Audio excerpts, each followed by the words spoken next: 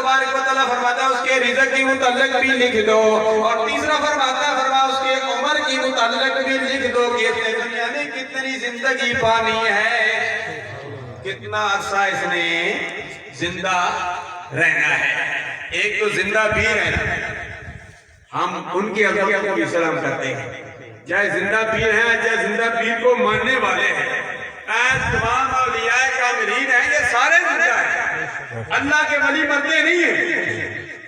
اللہ تبارک و تعالیٰ کی پیاری حبیب علیہ تحیت و ثنا نے فرمایا، امام فخر الدین رازی علیہ رحمت نے اس کو سورہ آل عمران تفسیر کبیر میں بھی نقل کیا، اور اسی سے میں نے یہ نقل کرتے ہوئے میں نے اپنی کتاب گنجینہ فیضان میں بھی گنجینہ فیض میں بھی اس حدیث کو نقل کیا۔ اللہ کے پیارے حبیب نے فرمایا، الا ان اولیاء اللہ لا يموتون لكن ينتقلون من دار الى دار۔ خبردار، اللہ کے ولی مرتے نہیں ہیں، ایک گھر سے دوسرے گھر انتقال فرماتے ہیں۔ اس لیے میں آپ کو دو لفظوں میں مثال دے دوں تاکہ آپ سمجھ جائیں۔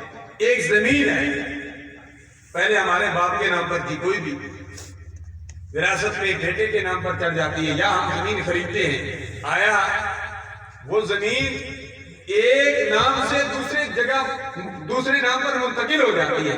جب منتقل ہو جاتی ہے کیا وہ زمین ختم ہو جاتی ہے؟ زمین ختم نہیں ہوتی، ایک نہیں کئی مرحلوں سے گزرتی ہے، منتقل ہوتی ہے، لیکن زمین اپنی جگہ پر قائم رہتی ہے۔ اسی طرح بندہ دنیا سے قبر میں جاتا ہے، قبر کے بعد قیامت کے دن حشر میں اٹھے گا، بندہ مرتا نہیں ہے، مرتا ہے تو ابو جہل مرتا ہے، ابو لہب مرتا ہے، جو سرکار کے دشمن ہیں وہ مرتے ہیں، جو سرکار کے غلام ہیں وہ دنیا میں بھی چلتے پھرتے بھی زندہ ہیں، اپنے مزارات میں بھی زندہ ہیں، مرتے یہ نہیں ہیں۔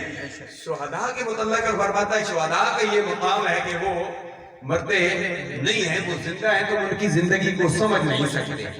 جب شہداء کا یہ مقام ہے جو سرکار کے غلام ہیں، تو اللہ کے نبیوں کا کیا مقام ہوگا؟ پھر اللہ کے نبیوں کا یہ مقام ہوگا تو ہم سب کے آقا انعامدار صلی اللہ علیہ وسلم کا کیا مقام ہوگا؟ جس کے متعلق کچھ اس کے مصطفیٰ فرما گیا کہ تو زندہ ہے واللہ تو زندہ